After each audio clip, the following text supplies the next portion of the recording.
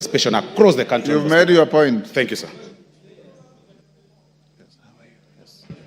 Yes, Majority Leader. Before you, Majority Leader, Farah has been raising his hand. I'll give you 1 minute, Farah. Mr. Speaker, I also join the other colleagues in this, but I've just one very important, most important in this country to raise. Not only do we have to protect the lives of 291 members of parliament who have appended their signature there, we must also protect the system.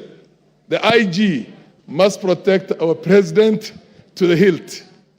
Because you know the kind of a constitution we have. Any reckless thug can decide to change the course of history if, God forbid, anything were to happen to our president. You get my point? And there are people who we have been so worried lately. I get the feeling that they can even have the capacity to plan something like that. Let us make sure this information goes out. Our president must be protected to the hilt until this motion is over. Because if, God forbid, anything were to happen, then we have something much bigger to worry about. Thank you. And those guys are... You're the last on that. Thank you, Honorable Speaker. My Honorable Speaker, if you will indulge me, I'll add something on security. But before that is on Standing Order 85, Honorable Speaker.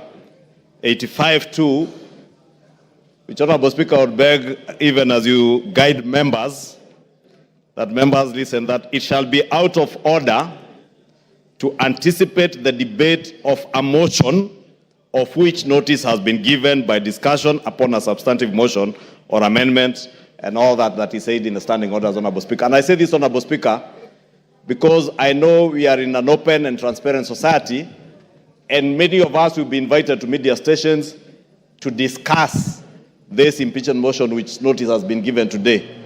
Just to caution members that it will be completely out of order to discuss the substance of the motion in media stations before debate, as is contained in our standing orders. So when we're invited to media stations, maybe we be guarded in what we discuss, so that we do not go into the substance of the motion until we are done with debate. After debate, Honorable Speaker, we are all at liberty to discuss, and that includes, Honorable Speaker, both those who have appended their signatures, like myself, and the other few who have not appended their signatures, Honorable Speaker. The 58 members who have not appended their signatures.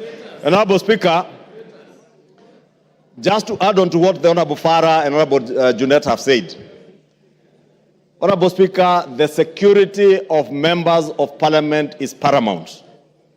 Honorable Speaker, I say that looking at you, because you know on the 25th of June this year, Honorable Speaker, none other than yourself, you were a target, and you know that. And not a target for harm, but a target for elimination, based on the position you hold as Speaker and the ranking order should anything happen to the President or the Deputy President, Honorable Speaker. Honorable Speaker, I want to beg that you take with a little more weight the issues raised by Honorable Junet and Honorable Farah Maalim, because, Honorable Speaker, we have seen it on social media. We have been told by certain quarters that before March of 2025, they say Pendera itapepea mlingoti nusu. Honorable Speaker, these are weighty issues. And I hear what the Honorable Farah Maalim is saying on the security of the President, and we have no business to advise the Inspector General and the Director of the National Intelligence Service on what to do.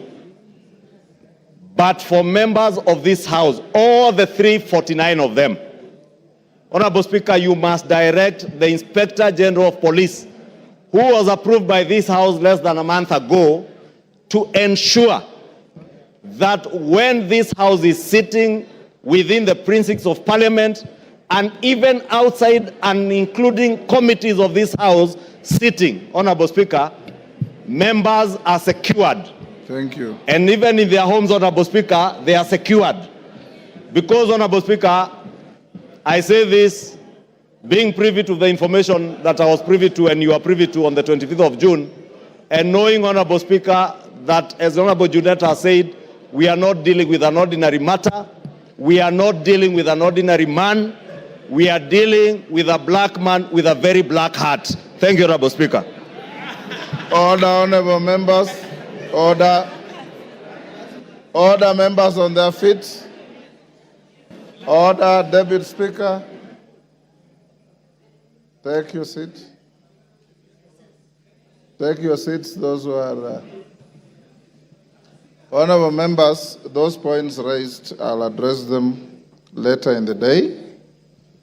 I want to direct members of the House Business Committee to retreat to room 9 so that we can have House Business Committee